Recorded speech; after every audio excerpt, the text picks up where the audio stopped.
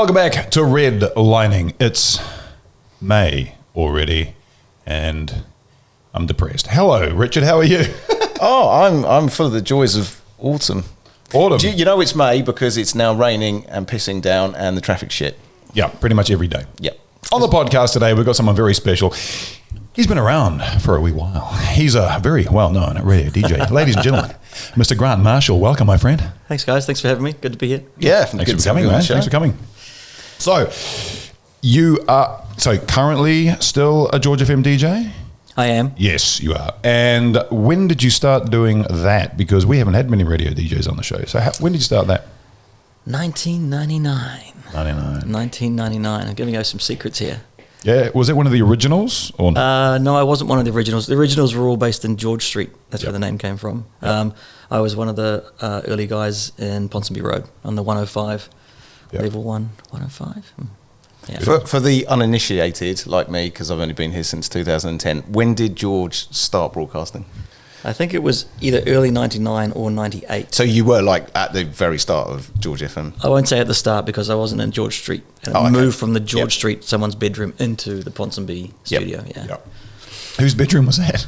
Don't know. It might have been something to do. I mean, obviously Thane was there at the start of it all, so he can answer those questions. Yeah. Thane Kirby. Yeah. Nice work. Thanks, Nice. Thane. I'm a big fan of your Saturday morning show, 10 to great. 12. Yeah, like I mean, for me, Saturdays on George is house music day. Thank you. And with Dick Johnson, then yourself. Oh, yeah, sorry, it wasn't just about me, it was about Dick and Ronnie as well. That's good. Yeah. What kind of prep goes into the show on Saturday mornings? Yeah. More than this show. Well, We just do prep. It's soda stream and some pork crackling. What else you guys got here? That's it. I mean, every week's the same for me. Every week is looking for new music for the show, looking for new music for gigs that I'm playing at, looking for different stuff if there's something a bit left of centre that I'm playing on the weekend. So it's always about looking in the same places and unusual places to find what you need. And for the radio, that's really exciting when you find something. And you have to find lots of things. But you find something like, I cannot wait to play this on Saturday, because you know your audience, you know you know what they want, you know what they're doing and what they want to hear, and when you deliver it, it just feels so good. Yeah. So where do you kind of source your music? I mean, how do you sort of go out researching music or finding new music? I mean, you play a lot of local music as well from local producers. Yeah, I love it when producers send me stuff. Like I often chuck my email out or talk to people on Instagram and they say, we've got the track, and I like send it through, which is not a guarantee I'm going to play it. It just means, if I like it, I'll play it. And yeah, there's like Inner Mode, GAS, the guys are going to see later on today after this interview. Hotel Tropic, guy called Dom Addison. It's great. It's so cool to have new music that's local because you're playing it first. And I like that. I like being first. That's good. That's cool. When did you transition from? I take it that most radio DJs used to search a lot in record shops. So when did that kind of change for you? Or do you still? Where are the record shops these days? Do you still? No, I don't. I mean, I'm going to lose my stripes here, but I gave up at least a decade ago. So when the transition from analog from vinyl to CD really kicked in, and stuff wasn't available. In fact, more about the digital age, more about downloads, when stuff just wasn't available. And if you were hanging out for something to be released on record, you were yesterday's news every day of the week, and you needed to be cutting edge. You want to be if there's a big record doing the rounds and you haven't got it because you're waiting for it to surface somewhere as a white label on a vinyl and everyone else has got it. Well, what are you doing? So I got a massive collection that basically just stalls, like everybody's CD collection, just stalls at a particular year. I've still got them all. I would never part with them. There's some great acapellas and things we might use one day, but right now it's just a great collection that stopped about 2008. 9. What kind of numbers are we talking here, ballpark, of your vinyl collection? 10,000. Wow, that's pretty cool. So where'd you store all that? In a very, very safe vault at an undisclosed address. Jesus. Yeah, right. Fair enough. Have you digitized much of it? Like you say, you got acapellas and stuff there. Do you know what digitizing 10,000 records would do? Yeah, no, I appreciate that.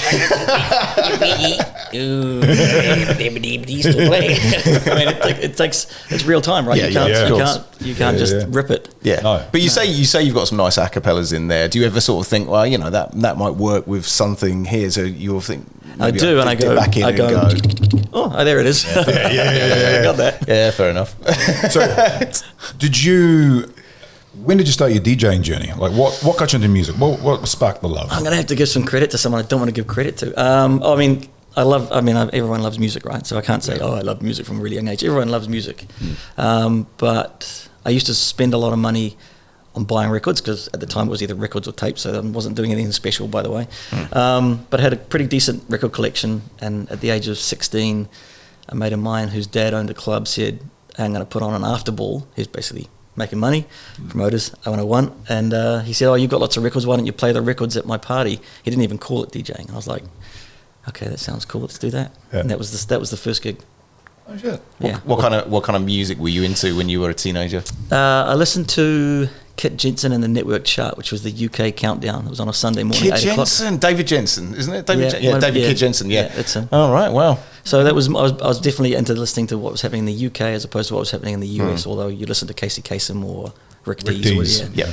But I mean, the UK chart was so exciting because this week the track would enter at like We Papa Girl Rappers in at number 7, next week number 3, then it's gone, and then the next week was Bomb the Bass, and then it was Mars, and then it was anyway. But it was just so exciting because music would come and go real quick, and the musical trends in the UK were like moving so fast, whereas the US was like It was more of a money machine in the USA. They pay to keep their songs on the charts for as long as possible. I don't know about that. It sounds right. I don't mean pay.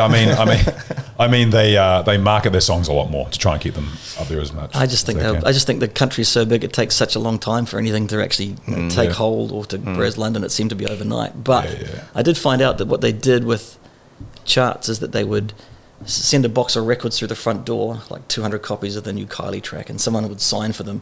Then the same box would go out the back, and then they'd take it to the next store and sign. They would count it. They'd be like, manufacture sales, and then it would debut at number 3, and they would be like, oh, what's this new song? Right. Yeah. Well, I was wondering, how do they work in the modern age in terms of like I don't even know if they do countdowns anymore, to be honest. I haven't really looked. But how do they say the top 40? How do you calculate the top 40? Is it? It used to be. Can I tell the story? Yeah, absolutely. Okay, so it used to be, chart return used to be like a piece of paper that got delivered in the mail to every record store in the country, and it'll have every album that was kind of current and every single, and you'd have to write down the number that you'd sold. So you'd be like, how many copies of De La Soul did I sell? 15. And then someone might come in the store and say, hey, hi guy from unidentified record company, here's some stuff. Oh, hang on, that's 45.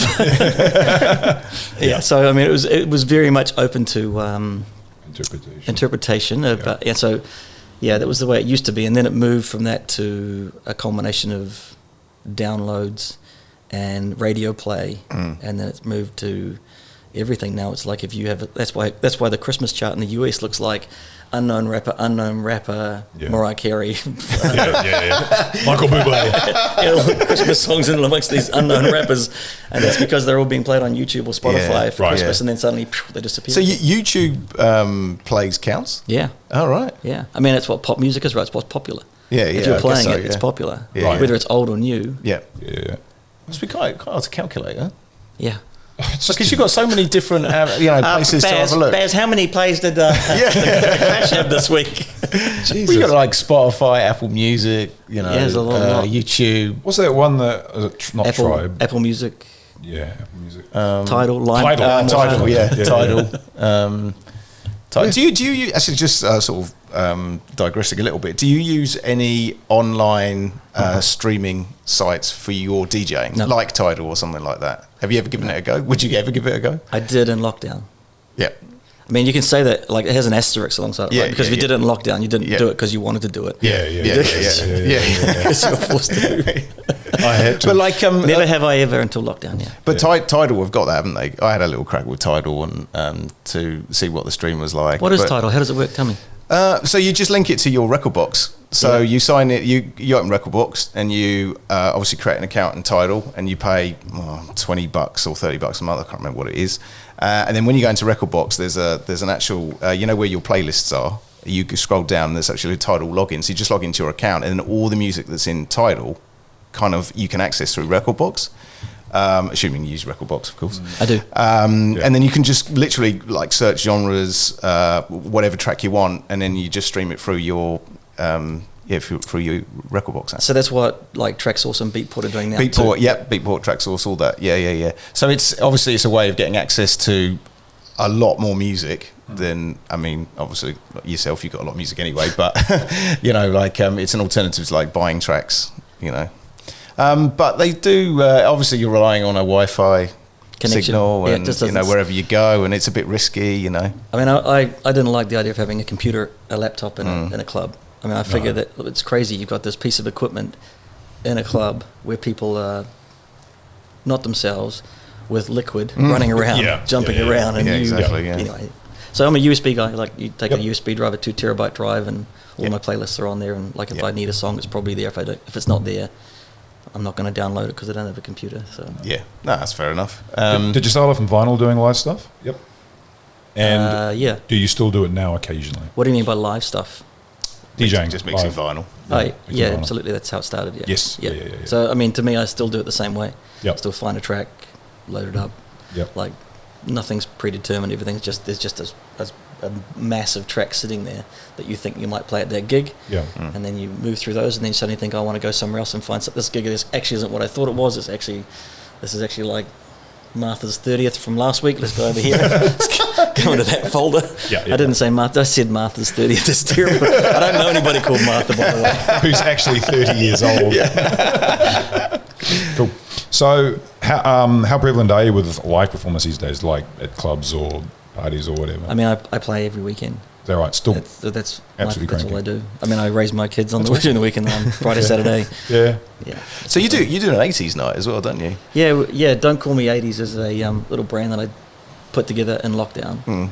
It was actually someone, Cherie. Hi, Cherie. Someone commissioned me to make some mixes for her. Like remixes of 70s and 80s tracks, like house versions of them. And she said, "Oh yeah, I really want them." And I'm like, "Okay, cool." And I did them, and I had to put a name on them. So I was like, "Don't Call Me 80s." That sounds kind of cool. I'll do that. And I chucked them up on my Mixcloud eventually, and they got really good traction. I was like, "There's something here, so let's do this." So what kind of demographic comes to these parties? Now I'm going to say like people around our age, right? But do younger people like interested in 80s music as well? A few. Is it so? It's mainly a demographic around sort of 40s. And it works really well. Like it's been a really nice way for some people who haven't been clubbing for a while, who have gone out, had families, done whatever, and they want to get back into clubs again, but they don't want to walk into a club where they feel like they don't belong. So they're coming into a really cool club, Mothership, with a great sound system, great layout, and they're going underground, and they're hearing music that they can kind of relate to, and looking at a crowd that kind of makes them feel like, okay, I can let my hair down here, I can do my thing. People dress up like flock of seagulls. As we say on the tagline, dress up is encouraged but not compulsory. So what does a playlist look like on the 80s, on your 80s night? Because obviously 80s music is a very wide range. Obviously. So it's called Don't Call Me 80s, and the play on that was that it's not just 80s. So there's many different variations to why it is, but it's not 80s in its strictest form, although sometimes we play originals because they still sound great. But it's also leans into the 70s, comes into a little bit of 90s here and there, but it's predominantly 80s. Is it like, a stupid question, but like club orientated music, so like kind of disco from the 70s and more sort of electronic stuff? So more like the Pet Shop Boys, the Erasure, the Depeche Mode, the New Order, that sort of stuff. Is, like big synths, synth riffs, and Flock of Seagulls, real life, See Me an Angel, like all that sort of stuff. Like still sounds great. No Van Halen or Bon Jovi or anything like that. I try not to do it. Final countdown. There's enough sing along going on already. People go home with no voice already. There's no need for Brian or Bon Jovi and those guys. Like, I mean, we'll leave that for Providore. Do you play Providore? That's exactly what I was thinking about. As soon as I said Bon Jovi, I was like, I've heard that too many times. I can't say I've been in there. Haven't you? No. I used to manage it. Did you? Early 2000s. With Richard McCabe. Yes. The McCabe family owned that and everything. About 4 or 5 bars. Actually, about 3 of them have all closed down. There was Komodo's in Parnell, Exchange Bar, and a couple of... Yeah, they're gone now. But yes, those were the days. And Providore, wow, that was awesome. Richard McCabe on his own had a few others. He started Car Park, which is now Pointers. Bungalow 8, which is now the Viaduct Yacht Club, and he had a few others in the Viaduct, which were quite successful. But he's happy up in Kumu. I didn't know they were still around, to be honest. Do you play all night at the 80s? No, or do you other DJs? I'm known for being greedy. But when you're organising your own night, it's great to have some help. And there's a guy called Lucas, DJs under the name Mumba. Oh, yeah. Great DJ, great producer, and he's kind of my go-to guy. And I've had other people like General Lee and Dancing come and help me out. But yeah. So it's certainly a different kind of DJing style to mixing house music and stuff like that. I mean, do you sort of get into the mix, or is it just like fade in, fade out job? Oh, it's definitely a mix thing. Yeah. And like a lot of them are house remixes or re-edits, so they're all quantized, they're all 4x4, so you can do exactly what you do on Saturday morning on George with these things too, and it's encouraged. Yeah. So when's the next one? I only worked that out today. How did you know? This sounds like a plant, but if you're watching, save the date, September the 7th. Nice. At Mothership? Yeah. Okay, awesome. I always fancy a bit of an 80s night. Oh, yeah. I'm actually really curious because... Thank you very much. Yeah. I'm really looking forward to it because I've never really heard proper mixing of 80s music. You know, you go to a wedding or something and people fade in and fade out. Yeah. But I'm deadly curious. What weddings are you going to? Give them my number. This was a long time ago. I know, definitely. Bro, you don't want to play at these weddings. They're so sad. No. Aren't they your friends? Yeah, no one's getting married anymore. It's more, if they had divorce parties, you would be the busiest man on the planet. You'll be married soon. I'll stop it. Actually, yeah. Right, this is not the rabbit hole I thought we were going to go. His girlfriend's going, no. Anyways, moving on. But yeah. Yeah, no, I was going to say, so at George FM, were you there when the transition happened from a more independent style radio station? Oh, you mean MediaWorks? Yes. And how did that change and affect what In was the words going of on? Brett Impey, nothing will change.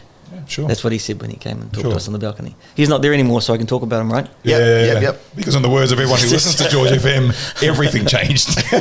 Yeah, I mean, I think George was in so much financial trouble at the time that if MediaWorks hadn't come and did what they did, George wouldn't exist. So I always said to people, for a good chunk of time, if you don't like what George is now, it's either this version of George or nothing at all. Sure. Oh, interesting. So because it was, there was money woes, and that's why they came in. That's why the deal was done, and they just structured it like a normal radio station with a playlist with regular things. And I think that's an easier thing for them to put to advertisers. It's regular. Sure. It's not like a different DJ coming in every 2 hours every day of the week, which was great, but wasn't sustainable. Yeah, I mean, George, obviously electronic music. In the nowadays, it is predominantly drum and bass, right? Really? All right, I'm going to state the obvious. Well, I'm just like giving it it's going somewhere. Dean Campbell, if you're listening to this, it's a great station. It's got across the board great taste in music. Whoever programs it's a wizard. Just wait till Daryl does his radio voice. No? All right. One more time. No, I'm not doing that. Put me on the spot. No. Okay. So when you first started, George, Barry was White.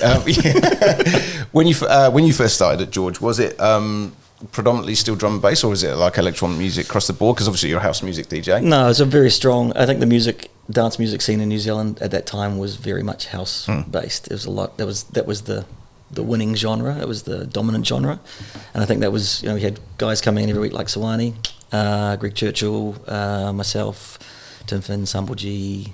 I think Sam Hill had a little dalliance there and here and there. He came and went. They're all house DJs. I can't think of anybody that wasn't house until you got to Sunday, when maybe it was Gene Rivers and Kyan and Daryl Hardbach. You had some Sunday was a bit of jazz too. I think some jazz. It was their day for sort of Sunday's a bit different. It's a bit of a recovery day. So yeah, it was very much house music based. So obviously over the years it's changed to sort of more dubstep, drum bass, that sort of thing, and obviously that's what the kind of young people in New Zealand sort of like to listen to. Yeah, I know. Look, again, this is going somewhere. Do you find that when you sort of do play out your house music gigs, do you find that sort of young people are starting to listen to house music again? That's a question and a half. I don't think they ever stopped. I think that house music has always had a place in with the young people, with the middle-aged people, and with the old people. I think it's a prevalent music style that's never gone away. I think here in New Zealand we're really good at drum and bass. I think we've got some really great producers, and I think the pioneers of the scene like Concord Dawn and State of Mind and Shapeshifter, they really set the tone, and they gave Kiwi producers something to aspire to. So I think they definitely paved the way for a really successful 15-year period that we've had, and it will carry on. I mean, the love of internationals of what we have in New Zealand is incredible. When they talk about playing in New Zealand, they talk about it like they want to be here all the time, whether they're selling it or not. I don't think they are. I think it's genuine. But I mean, house music was always there, and it's just, you know, one of those things where it kind of comes and goes, and it never goes away. Yeah. But you know, there's never been a lack of good music coming out, and never been a lack of people wanting to hear it. So I think it carries on. Yeah. And also, I kind of make my own party, so I just No, that's a fair enough. Well, let's talk about Ripe. I mean, that's your promotion. When did that start? 2001. I was working for Sony Music. Oh wow, okay. Yeah, I was working for Sony Music doing a number of things, which basically was a job servicing DJs with vinyl, which is a great thing to be able to do. Hey, trying to get songs on the radio, and also doing a bit of origination of compilations. So I put together one compilation called Ripe, which we did 3 in the end. There was a Ripe Summer, Ripe Winter, and then a Ripe the House Music Edition, which had the kiwi fruit on the front. Yeah. And then the brand just kind of like went away when I left Sony about 2004-05, and then someone, Catherine Tasker, said to me about 5 or 6 years ago, she goes, "When are you gonna have a Ripe party?" I'm like, "Well, why would I?" Like it just had gone from my mind. And I sort of went, "That's not a bad idea. Let's just give that a shake." And then one thing led to another, and now it's really something. Yeah, lots of these shirts around. Yeah. So when's the next one? Don't know yet. Hang on, got tickets for you. Thank you. Yeah, not sure. Possibly New Year's Eve. Did a great one at New Year's Eve up the Sky Tower and Sky Bar, which was cool. Fun. That was a great place to spend New Year's Eve. It was very scary when you looked down at 11:30 to Queen Street, and it looked like it was World War Z, because all these people were like crawling around the streets. You're like, what's going on? Yeah. It was just people. They weren't zombies. Or were they? No. So it's just one of those things that you just, when you decide to do it, you're going to do it and crack on. Yeah, occasional. Like, don't like to sort of schedule them too far ahead. Yeah. Just kind of go, it looks like a good spot. Let's put a date in. Let's find a venue. Yeah. Of which there are fewer and fewer and fewer. Fewer venues. Yeah. Yeah. So you've got Saturday residencies, right? Where do you play Saturdays? No, I got a Friday residency at a bar in Newmarket called Sardine Bar. Oh yeah. It's on the rooftop in Broadway. Great spot. Been there for pre-COVID. And still going strong. Yep. But yeah, Friday night, Saturday morning George, and then Saturday night I'm the hired gun. So it's either a corporate or a private or a club gig or a night at home if it doesn't work out. Yeah. So what I mean, obviously venues over the last couple of years have found it pretty hard, and there's a lot of venues closing. How do you think it is out there in sort of bar and club land at the moment? I mean, obviously times are very tough. People are feeling the pinch and perhaps don't go out as much. So how can Auckland, as that's where we are, how can we kind of bring people back to the venues? Better entertainment. So I had a good chat with a bar owner about a month or two ago, and he said that, you talk about the youth again, and what they're not doing is going to a bar every weekend on a Friday and or Saturday and buying $14 beers every week, because no one can afford that, let alone people who don't have established jobs. So what they are doing is they're getting their calendar and going, right, we're going to this, we're going to that, and then we'll do that, and on the other weekends we're just getting boxes and going to someone's house. Sure. So it's if you want to get that crowd coming to your establishment, you've got to up your entertainment offering and make it worth their while to come in. Otherwise you're not going to get them, and bars are going to I mean, clubs are gone. Clubs are going and gone. It's just a matter of time, and that's really sad, but it's also kind of exciting, I think, because it doesn't mean that it's going away. It's just going away from the controlled spaces that we're so used to it being in, and it's going to go somewhere, and it's going to change, and it's going to start again. It's going to fester and grow and become this thing, and then eventually that might well find its way back into a communal space or a private space or a public space. But right now it's definitely going underground. So when you say the venue owners can improve entertainment, I mean, are you talking about the quality of DJ or the music they produce, or bringing something as well, like, I don't know, dancers, something else? Yeah. I mean, would that appeal to you? Not really. No. Okay. I think it might appeal to me.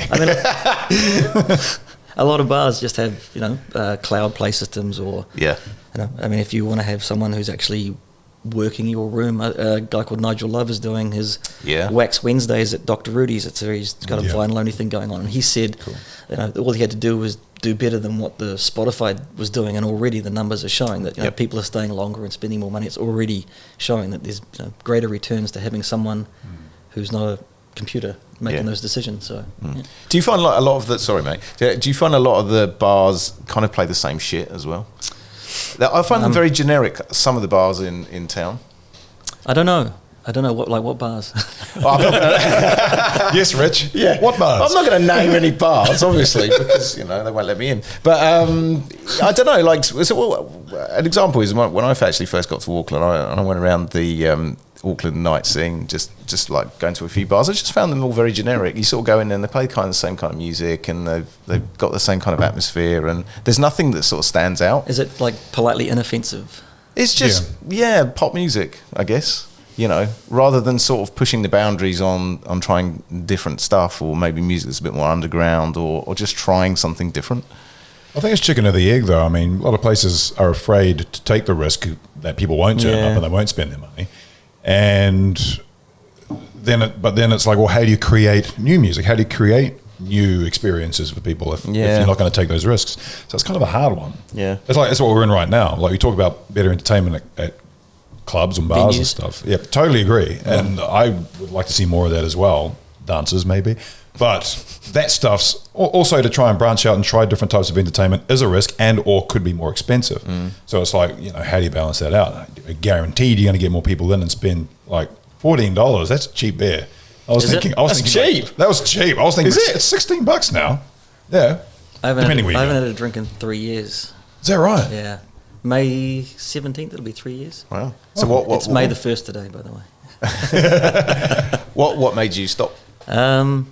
This is always really awkward because when you say you didn't have a problem with alcohol, it was like, oh, you had a problem with alcohol. But it was just let's do a little challenge. Let's do 100 days with healthy eating and no drinking. Healthy eating lasted about 2 weeks. But the no drinking carried on, and I got to 100 days and we were in lockdown. Yeah. And I had a young family, and I never used to drink at home anyway, just drink at work, DJing. Yeah. So I was like, not going to start drinking now when I'm in lockdown, contrary to what a lot of people did do. And that 100 days got past New Year's Eve without it, got to a year, 2 years, 3 years, just kept on running like Forrest Gump. How do you find that though, working in the industry that you're working in? Like, in all honesty, like how do you keep that going? Is it as hard as people think it is, or? Not for me. No? I mean, I know everyone's different. I'm not going to sit here and say, oh, it's pretty strict. Sure. But I find, I think as a DJ, I thought that I was a better DJ with alcohol. But I think that there's a small window that you enter into where you're the right amount of creative, the right amount of like fun, the right amount of like whatever that might be, but you don't stay in that window for long. You kind of slip out the other side and you don't realize it. So it works for me. Like it just, I find that I find that if I don't have a drink before I started DJing, that persona in me would come out after 2 or 3 records. I'd suddenly find myself doing all the things I'd normally do. It's the music, and it was always about the music, not about anything else. So. Did you find that's kind of transition from drinking to not drinking while you play hard to start with? I was just concerned that I might, I was concerned how I'd feel about standing up in front of an audience of people that I didn't know and be like, how do I deal with this? But it was fine. Music just brings you alive. I guess you just trust your ability, and your experience. And whether you're drunk and getting it wrong or whether you're not drunk and getting it wrong, it's still something you just have to handle as a DJ. So that's fair enough. And it's great to drive home. For the first for the first few weeks, I think I did a gig at Velvet What Was Spy once, and I finished there at 4 a.m. And I walked back to my car, and I got my car, and I was like driving. I was like, what are you worried about? Just so like didn't make sense to be leaving at that time in the morning and not be Ubering or taxiing. So also with the late nights and everything, with like sometimes drinking sort of helps you power through until you sort of get to a point where you're comatose, right? So by not drinking, do you find yourself sort of like trying to keep yourself up with coffee or tea? I don't drink coffee or tea. My body's a temple. It's not. It might have been once, but it's not. But okay, so fair enough. So you probably answered my question then. But do you find that it's harder to kind of focus and stay up, or did you find the adrenaline just sort of coming? I mean, I say that people say, "How do you do it?" And I'm like, I'm not working in a library. And I'm not in a library, and if it was like, I'd be like, it's noisy, it's energetic, and I'm in control of the boat. So true. I guess if you're getting a good vibe as well from the dance floor as well, from the water. From the water, That's maybe what they slip in the water. What bars do you go to again? So what do you see as some of the challenges? We spoke a little bit about this before we started, actually. What are some of the other challenges that venues are having? I read somewhere that, especially in Australia, and Australia definitely trickles down in New Zealand, that a lot of the big events and the gigs, their expenses have gone up 35% in 12 months. Is it the cost of the acts that they're booking? That is part of it, yes. And I think I read that article. Yeah. And that they started off being a bit more niche, a bit more, and then they made their name with these sort of up and coming or acts that they kind of dug up or not dug up, but they sort of discovered more or less, or who were just being discovered. And now they're 10 years down the track, they're like, well, we want to get marquee artists for our event, and it's not sustainable. A, there's not all those artists there, and B, you just can't afford them if you don't get it right. I'm not sure. I'm not really in the promoter's realm. I'm just happy when they book me. So was it a particularly busy time for you during the COVID years? Obviously, when things were not in lockdown, and we managed to get a few gigs out and going. Did that keep you a little bit busier than usual? Because there weren't any international acts coming over? I didn't notice it being any busier. I just remember it was fun to get out again. If we can go back to lockdown, though, lockdown was actually really good for me. Like I did a thing every Saturday out of my garage, my studio, my garage. It's not where the records are, by the way. Decoy. And we'll get his address out. Exactly. Put it on the YouTube link. And I started doing this thing, and I was a complete idiot at electronics and making streaming happen. But I got some help from Dean McCarthy. Thank you for your help. And got this thing set up, and it was great. I would go from 8 o'clock at night till 3 in the morning. I was drinking back then. I was drinking then. And it was insane. And I had built this little community that was going on. There were people that knew me that didn't know each other, and they were all bantering away in the comments box, chit chat. And they actually formed this really cool crew. There was a lot of them, and they're called the Tunes Crew. And they, when lockdown finished, they got out and they knew each other just through their handles and their comments and stuff, and they got together, and they still get together, and they go out dancing together. It's pretty cool. So it was fun. It's a great little community, and it felt really special. And people still talk to me about how important that was, to look forward to that Saturday night, to do something a bit different, to put their pods in if their kids are in bed, or just do whatever they were doing, and to have a bit of an escape. So I look back on it not fondly because it was shit, but I mean, there were some cool things to come out of it. I know what you mean, though. There's been a couple of times where I've reminisced on some, because it's just so odd. It was so different, and you made the most of what you were doing. And I do occasionally look back on some of those moments and go, "Oh, that was kind of fun." But fuck if I wanted to happen again. No thanks. I think that a lot of artists we talk to, they sort of found it a bit odd to start with, but then once they sort of found an avenue to connect with their audience, or just to play music, get back and play music, and they found it a lot easier. Can you remember what your first gig back was? Because obviously with COVID, we were in and out and in and out and in and out again. I think it was Monique's party. Monique's a real person. Hi, Monique. She had a house party at her place. I think it was limited to 50 people. I know there were some restrictions on it. But that was gangbusters. I recorded that set. That was a good party. Yeah. Did you find it? Did you sort of everyone's relief of just being out and being able to sort of mingle, or did you do what's it called? Fucking distance, the distance thing. The distance thing. I don't think so. I don't think there's a lot of distancing going on. Nah, fuck no. I do remember that I was playing at Sardine Bar in the Viaduct, I think, when lockdown was being announced. I think it was a Friday or a Saturday. Well, maybe it wasn't. The original lockdown? Or one of them. Yeah. And I was like, I didn't know what was going on. Yeah. Good catch. Didn't know what was going on, and I was trying to stream something for some reason. Maybe, anyway, I might be a bit confused, but it was all very foreign, all very strange. I don't remember many of the gigs after, actually. They kind of all blur a bit. But Yeah. New Year's Eve did a private party at a friend's house. Hi Stacey, hi Catherine, in Auraki. It was 50 people. It was restricted to 50 people, Yeah, and it was yeah. a whole, do you have, are you vaccinated? Can you come to this party? Yeah, That was yeah. that was cool, exciting, but never again, please. No, Yeah. no, exactly. We don't want to experience that shit again. Wash your hands regularly. Don't go to China. I still do that. I still do that. Or don't go to China. You wash your hands. When I wash my hands, every time I go out, I've got like that hand sanitizer, and I'm like fucking. Someone told me that hand sanitizer actually how it works. Don't no. It's just a bad thing. It's I'd just like a to bad know. thing. It covers. Sorry, you stay out of this. It just covers the germs on your hands, apparently, like with this covering seal, and then it just wears away because it doesn't last forever. So it kind Right. of just So it doesn't holds them clean. and stops them from yeah, getting it's out. like doesn't putting on a clean. little glove over it, but the glove wears away because it's just a temporary shit. glove. Yeah. Not the amount I put on. No, I'm sure. Yeah, exactly. Yeah. Are you sure it's sanitizer or not? Yeah, exactly. Yeah. Well, old habits and all that. No, fuck it. I hope that doesn't happen again. But what was I going to say? I was going to say something along the lines of, were you still working on radio during the lockdown periods? Did you just do everything Yeah. remotely from home? Everything was done like No, I that? did. A bit of both, actually. A bit of both. Yeah.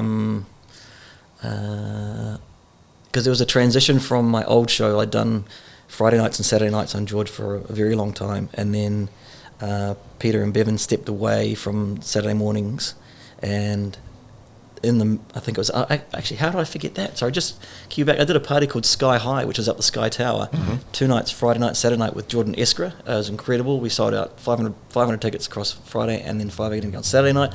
That came out at the end of the first lockdown. That's what we did. That was chaos. That was, everyone was ready to go. Yep. That was amazing. But also around the same time, I got asked to do the Saturday morning show, the 10 till 12 slot. So that was a really cool thing to be asked to do. And I think prior to that, I'd been doing shows where I'd pre-recorded them in the studio and fired them in. But then Saturday morning, the show was considered to be an essential service, so I got to go in, which was kind of cool. Do you find that when you transitioned to Saturday, your Saturday selection was a bit more eclectic? You could be a bit more eclectic with that selection? Because I guess when you're doing Friday and Saturday nights, you sort of like played bangers, right? He used the B word. Yeah. It's true. I think my Saturday show was 7 till 9. Or 8 till 10, 7 till 9, I can't remember. But, the first hour I'd be like tucking in some Michael Gray and some Dr. Packer and some smooth stuff. But you realise you had to get through the gears pretty quick because who was listening wanted to, it was go time. Yeah, exactly. They're all like on the way out. And that was fun. Like, I mean, that was still music that I like. I was playing stuff that I liked that, hopefully was fit for purpose for that time of night. But yeah, Saturday morning, 10 o'clock in the morning, I definitely get to, hold back a little bit. And it's quite nice to, have that start here and finish here, and it's nothing too tear away. That's what I like about it. Is also you sort of like venture into quite melodic stuff occasionally. You get the progressive stuff, which is pretty cool. Who were your influences when you were younger? The stuff that I'm playing at the 80s party. Pet Shop Boys, Duran Duran. Did I say Duran Duran? Pet Shop Boys, Duran Duran, Erasure, New Order. I mean, there was some cheesy stuff too. I mean, I liked my George Michael. I liked my some of the Stockache and Waterman stuff, and the early, the things like Mars and Bomb the Bass and those kinds of guys were like. I fucking love that. It was amazing. It was an amazing time for electronic. Well, it wasn't really electronic music. It was, the beginning of. Yeah. I mean, I think that the 80s was an incredible time for music because it was that innocence of pop meeting electronic. And it was still so pure and new, and it wasn't like it owned it. One thing, it was that they were, can I just creep in here and we'll just have a bit of that in there, and it was kind of like wow, because it was so it was like hearing something for the first time, like wow. And I think that innocence has been lost, and I think it was a really amazing decade of production and what came out of it, and things like Sweet Dreams just still stand up today because you just can't. Some of those sounds were so. Unforgettable. Back in my day. Like in sort of like the 90s. We're taking your calls now. Yeah. I think in the 90s and the, maybe not the early 2000s, but like 80s music was sort of looked upon as being a bit shit and cheesy. Absolutely. And then it sort of just, it's completely flipped on its head. And everyone's like, this is one of the greatest eras of I mean, everything, music. it's perspective, right? It just takes time. And so everyone struggles to say, how are you going to look back on the 2010s or the 20s and go, that's a golden era in music because you can't appreciate right now until it becomes vintage. And you're like, what's 25 years old? It's got to be good. Yeah. I have to say, I don't even know what pop music is these days. I don't think. Well, it's unidentified rappers and then Christmas songs. And Michael Bublé. Country music if you're American, or maybe I don't know. Depends which. Taylor Swift. Depends which bar you go to. Which bar do you go to? Not the one that plays country. Yeah, exactly. Yeah. Well, I say that in the 50s, people thought the 50s music, rock and roll was the devil's music, and now it's just like beautiful. Yeah. Do you play Rick Astley in your 80s? Yeah. Excellent. It's almost compulsory. But he's having a bit of a comeback, isn't he? He's on a renaissance. Foo Fighters. Yeah. Isn't he, like someone said to me, he re-recorded "Never Gonna Give You Up." So no, that's what someone said to me that. Why would you re-record it? Well, no, I think he re-recorded it in a different way. But anyway, he's having a bit of a renaissance, isn't he? He's like the in thing. Yeah. I don't think. Am I being rickrolled here? I don't know. But I think he was a meme. He was just a meme that just made it big, and now he's just rolling it. But no one dances like him. Let's be honest. No, and no one ever will again. Yeah, exactly. Yeah. Kids, don't try this at home. Yeah. So, what is the oddest type of music? What I mean by odd, what's the biggest departure from what you would call your regular sound that you DJ or try with? And whose wedding was it? So I'm pretty good these days. I don't put myself in situations where I'm asked to play stuff that I don't know or like. Yeah. Unless they pay you danger money. So when you get booked for a wedding, do you obviously, hang on, when someone asks you to play their wedding, that's the difference, right? Yes, they ask you, and then you say, okay, so what kind of wedding do you want to have? Yep. Yeah. And if you want this kind of wedding, I can do it. And if you want that kind of wedding, I'll do it. If you want that kind of wedding, maybe I'm not your guy. But most people who ask me to play a wedding probably know who I am and what I can do, whether it's the corporate hat or the party house hat or the something else that they've got in mind. Yeah. But I mean, I don't want to be the same reason I don't want, if someone tried to book me for a club that's notoriously full of younger people with a younger sound, I don't want to stand up there and try and guess what they want to hear, because there's plenty of other DJs that are doing a great job doing that. So they don't need me to do that. So try and keep yourself, at places that you, not comfortable because that's the wrong word, but that you have the tools to do the job. So what would you say one of the oddest because obviously you still get requests, right? Especially the 80s. Do people come up and give you requests? They must do. They do. Yeah. They do. So do you humour them and play that said request, depending what it is, or do you what's your kind of etiquette for that? I mean, everything's a great request. That's a great request. That's a great song. Why didn't I think of that? Yeah, exactly. Yeah.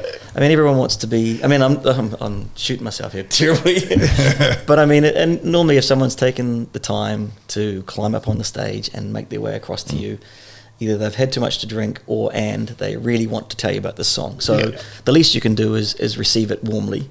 And then make a decision about, say, look, I think I've got that. I'll see what I can do.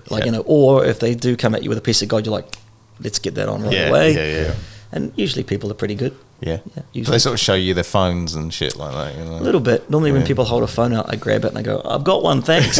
Awesome. Who was telling us about that the other day? Someone was saying that there's this one person who's just everyone else having a great time.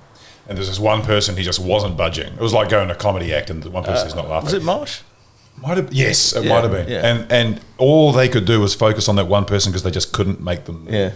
How do you deal with customers like that? I say customers, but how do you deal with people like that? Does it get to you? Have you had nights where there's this one person, or maybe two or three, and you just wanted them to move?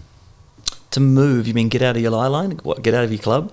Yeah, no, to actually dance. Oh, right. To actually enjoy themselves. Like some people just not enjoying themselves. Or do you just kick them out? I don't know. I don't. I mean, I just try harder. Yep. Just do better.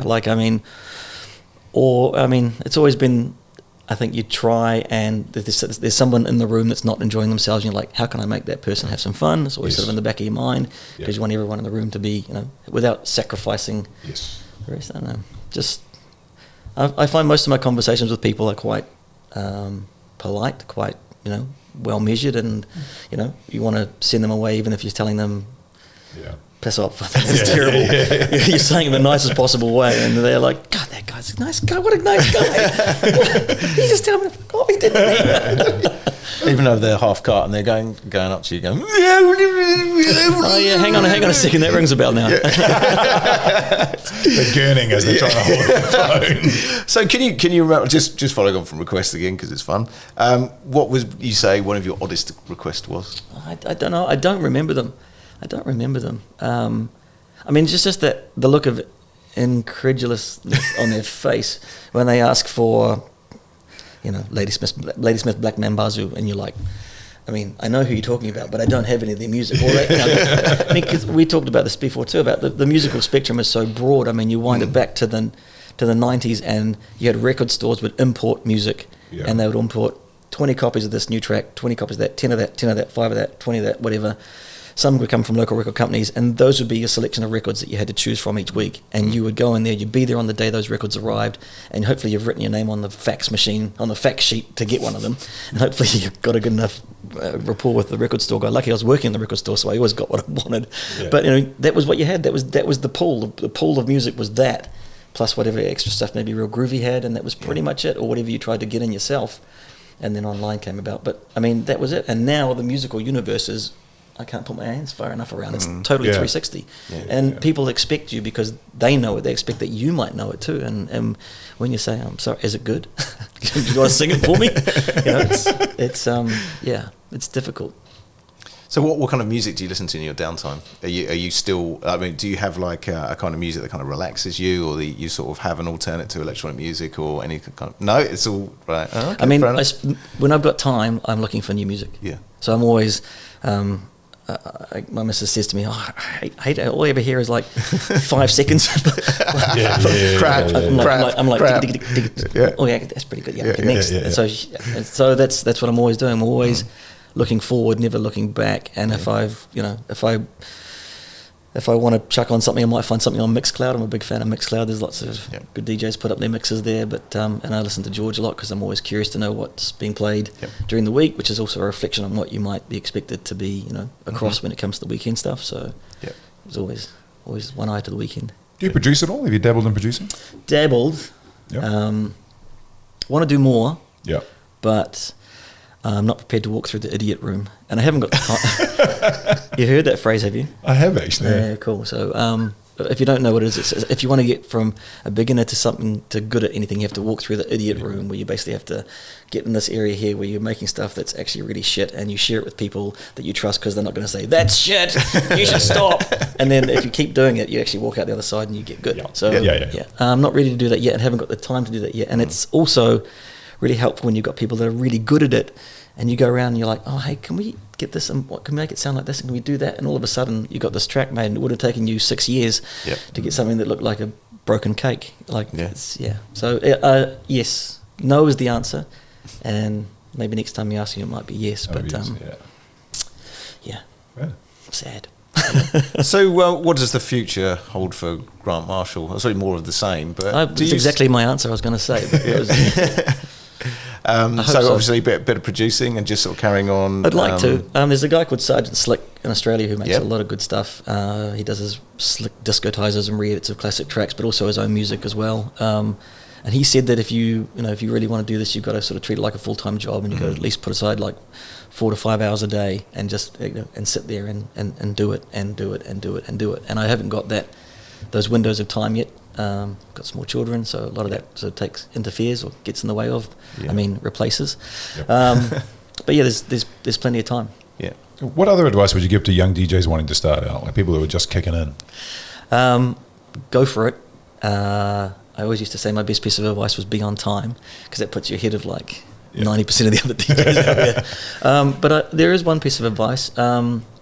It would be, don't get too hung up. I mean, it's important. The technical side of things is really important, and you should know your craft. Grimes, well, that was another cup of tea. We won't go there. Yeah, but I mean, look, she just had technology fail her, whether or what she knew. That's not nice for anybody who has that happen. Yeah.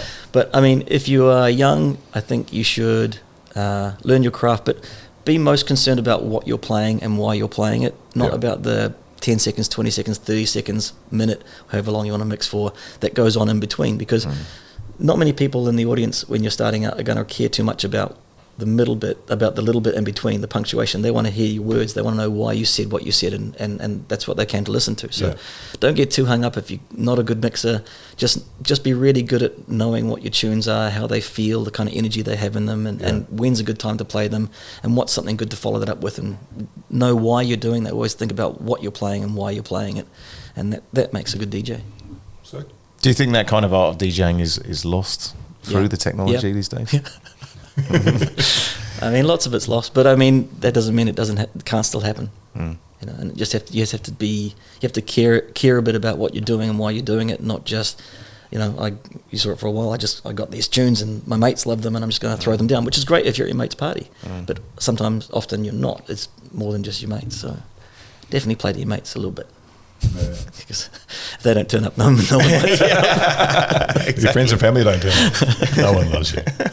Hey, Grant Marshall, thank you very much for dropping by and it's coming been great in fun. for a chat. Yep. I haven't been able to get Lady Smith Black Mambosa out of my head since you mentioned it. I'm sitting there going, homeless the entire time. Oh, here comes Paul Simon. Paul Simon.